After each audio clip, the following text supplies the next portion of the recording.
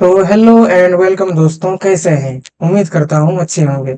आप सभी दोस्तों का आपके ही इस चैनल में आपका ये दोस्त, आपका ये भाई फिर से एक बार तहे दिल से स्वागत करता है।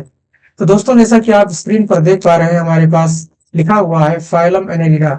तो क्या होता है फाइलम एनेलिडा, कैसे दिखते हैं एनेलिड्स, और कैसे हैबिटेट्स में पाए जाते हैं एनेलिड्स? तो चलिए इन्हीं दो चार छोटी मोटी चीजों को आज के इस वीडियो में जानने की कोशिश करते हैं। तो चलिए बिना किसी देरी के शुरू करते हैं आज के इस वीडियो को।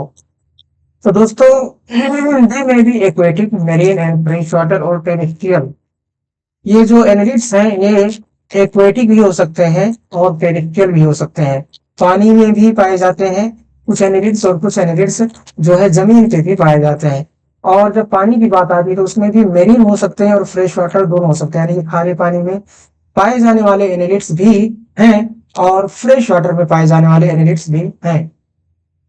Free living and sometimes parasitic, कुछ ऐसे एनालिट्स भी हैं जो कि किसी भी फॉर्म में, पैरासाइटिक फॉर्म में नहीं पाए जाते, यानी कि किसी भी होस्ट में नहीं पाए जाते। जबकि कुछ ऐसे भी एनालिट्स हैं जो कि पैरासाइटिक फॉर्म में एग्जिस्ट करते हैं, किसी होस्ट का सहारा चाहिए होता है उन्हें उनके सर्वाइवल के लिए। They exhibit organ system level of body organisation and bilateral symmetry. Annelids जो होते हैं दोस्तों, ये organ system level of body organisation show करते हैं और इनमें बायोलेटरल सिमेट्री भी देखने को मिलती है। अब क्या होता है organ system level of body organisation?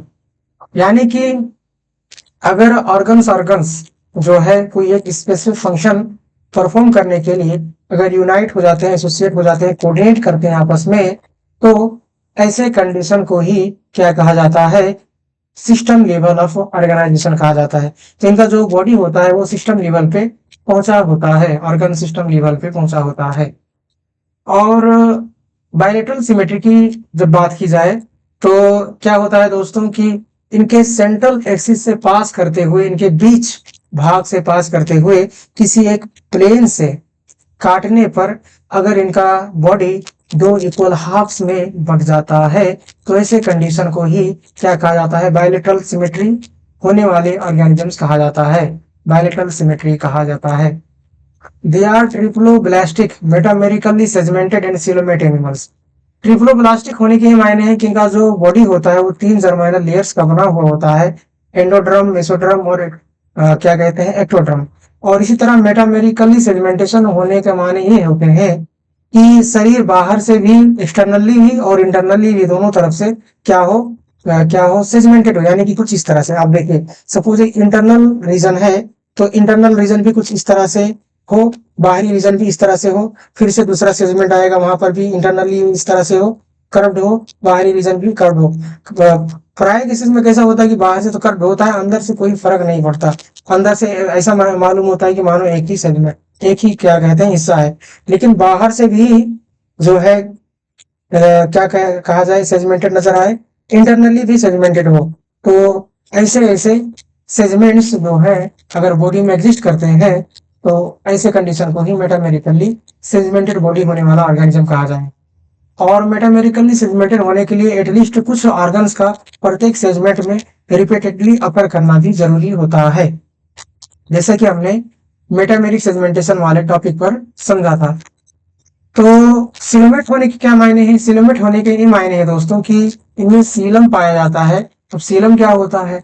Seelam ये होता है कि बॉडी वॉल और गट वॉल, एलिमेंट्री कैनल के बीच में क्या होना चाहिए?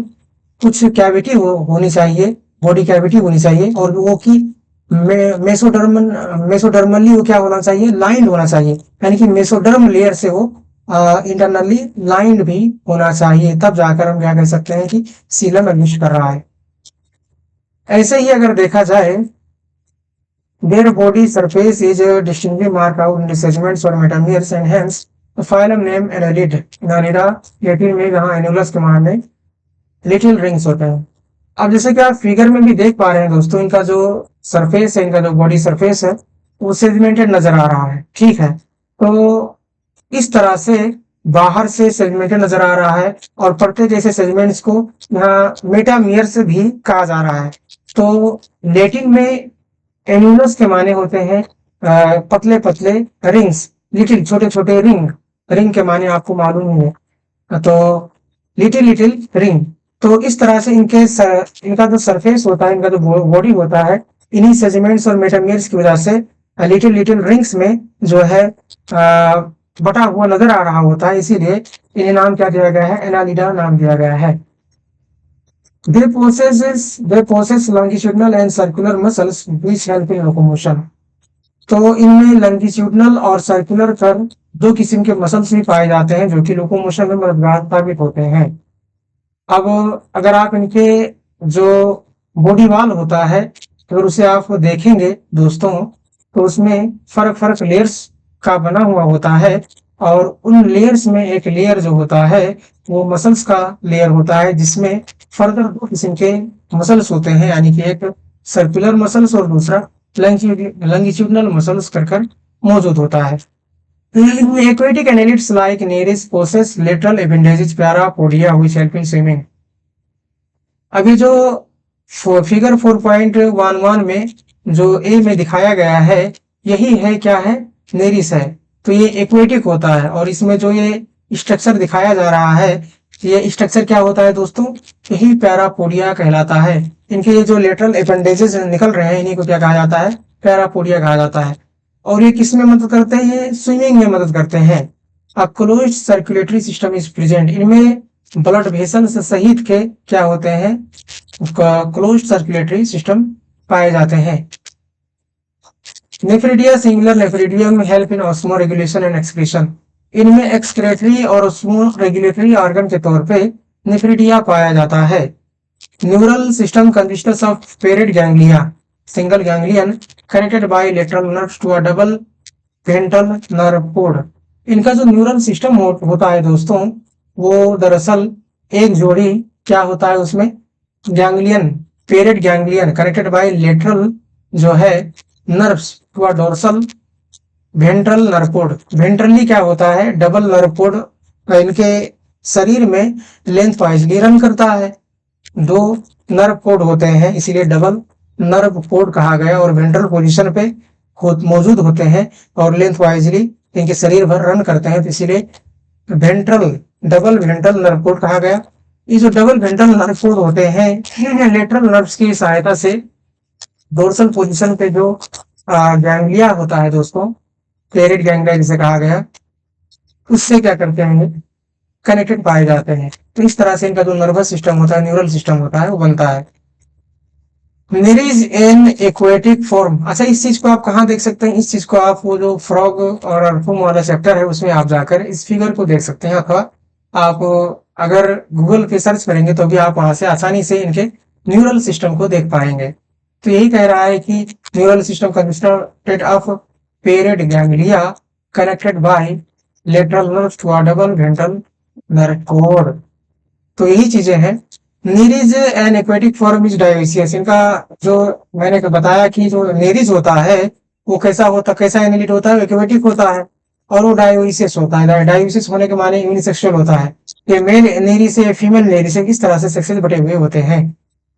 But earthworm and leeches are monoecious, जबकि अर्थवॉर्म और लीचेस के केस में बाइसेक्सुअल कंडीशन देखने को मिलती है, यानी कि एक ही ऑर्गेनिज्म, एक ही एनिलिड, एक ही जो है इंडिविजुअल क्या होता है, मेल और फीमेल दोनों पार्ट उसमें मौजूद होते हैं। हम अर्थवॉर्म को ये मेल अर्थवॉर्म और ये फीमेल अर्थवॉर्म में इस तरह से हम डिफ्रेंशिएट नहीं कर पाएंगे। एक ही अर्थवॉर्म में मेल पार्ट भी मौजूद होता है, फीमेल पार्ट भी मौजूद होता है। एक ही जो लीच है उसमें मेल और फीमेल दोनों पार्ट मौजूद होते हैं। तो इस तरीके के कंडीशन को ही हार्माफ्रोडाइट होना कहते हैं। Reproduction is sexual, sexual type का इनमें रिप्रोडक्शन देखने को मिलता है एनिलिड्स में, यानी कि गैमेट्स बनाते हैं, गैमेटिक फ्यूजन होता है, जाइगोट बनता है, एम्ब्रियो बनता है, उसके बाद में जो योंगवान है वो बनता है। एग्जांपल्स की अगर बात की जाए तो जैसा कि एक्वेटिक नेरिस होता है, अर्थवॉर्म के नाम से भी जाने जाने वाला फेरेटिमा है, ब्लड सकिंग लीच के नाम से भी पहचाने जाने वाला विविडिनारिया है।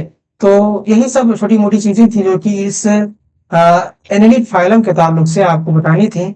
उम्मीद करता हूँ आज के इस वीडियो में आपको जितनी भी चीजें समझाने की कोशिश की गई है, एटलीस्ट आपको 80% चीजें तो जरूर समझ में ही आई होगी दोस्तों। फिर भी अगर कोई डाउट रह जाता है तो आप कमेंट बॉक्स में उसे पूछ सकते हैं, और अगर मुझसे कोई कमी रह जाती है, आपको लगता है, तो आप अपना राय भी कहते हैं, कमेंट बॉक्स में दे सकते हैं और उसे मैं सुधारने की कोशिश करूंगा। तो अगर वाकई में आज का जो वीडियो है अगर आपको पसंद आया है, तो हमारे इस वीडियो को आप लाइक कर सकते हैं हमारा हौसला बढ़ाने के लिए, और हमें सपोर्ट करने के लिए हमारे इस चैनल को सब्सक्राइब कर सकते हैं। अपने दोस्तों में भी इसे बढ़ चढ़कर शेयर कर सकते हैं। तो आज के लिए इतना ही। Thank you.